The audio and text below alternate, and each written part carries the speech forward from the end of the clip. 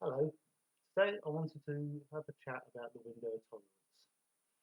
If you can imagine in life as we go along, um, we deal with all kinds of things. And some things kind of get us a bit riled up, a bit angsty, a bit angry maybe. And other things kind of make us a bit fed up, a bit depressed, a bit below, kind of a bit low.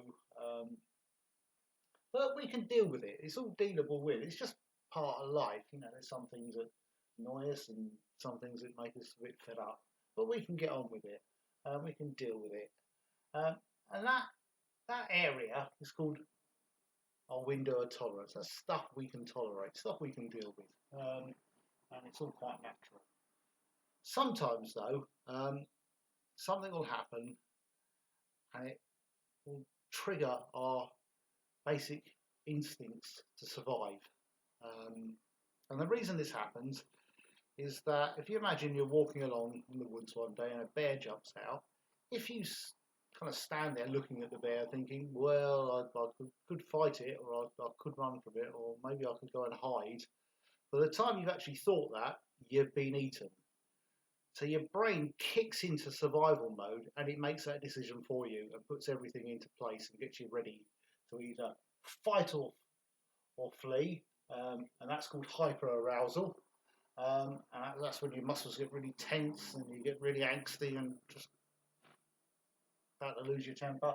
Or hyperarousal, and that's when you kind of freeze and kind of become a bit distant.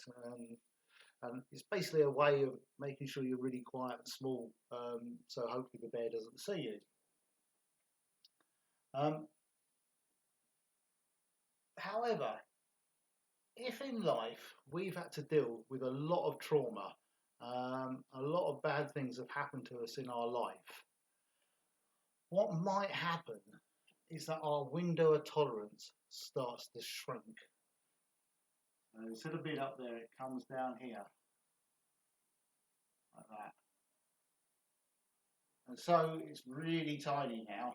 And so now the usual things in life that would normally be easy tolerable are kicking us into our survival mode. So we might find that the simplest things, going down the shops, makes us get really tense, might be feeling like we're going to have a panic attack, might be feeling really kind of paranoid. Um, or something that would normally make us kind of a little bit fed up is now making us completely kind of lose focus and just sit there and not engage with anyone. And it's because our window of tolerance has shrunk because of all the stuff we've had to deal with in our lives before. The good news, though, is that we can kind of expand our window of tolerance again. We can make this bigger so that we can deal with the usual ups and downs of life.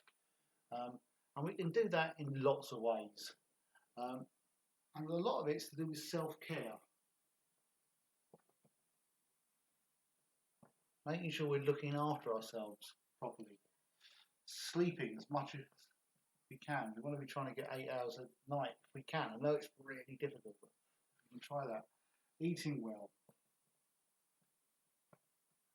exercising. All of these can start prizing this open. Mindfulness can be really handy for opening up our window of tolerance. And what I mean by that is being aware of how we're feeling. So if we're finding ourselves getting a little bit anxious or wound up, being aware of that, going, hang on, I'm feeling a bit angsty now. I need to go and do something to try and calm down a little bit. I need to do something that will kind of make me feel a bit better.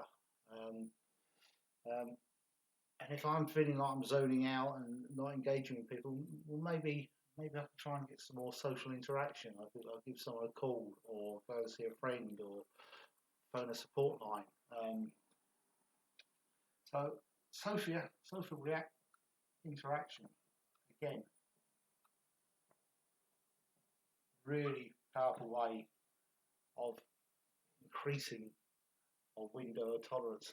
Coming to things like smart meetings, fits in. A lot of this will fit in there and will help bring up and open up our window of tolerance, so that we're those normal day-to-day things, ups and downs of normal day-to-day life, we find we're able to tolerate and we can get through without being triggered into high anxiety or just zoning out.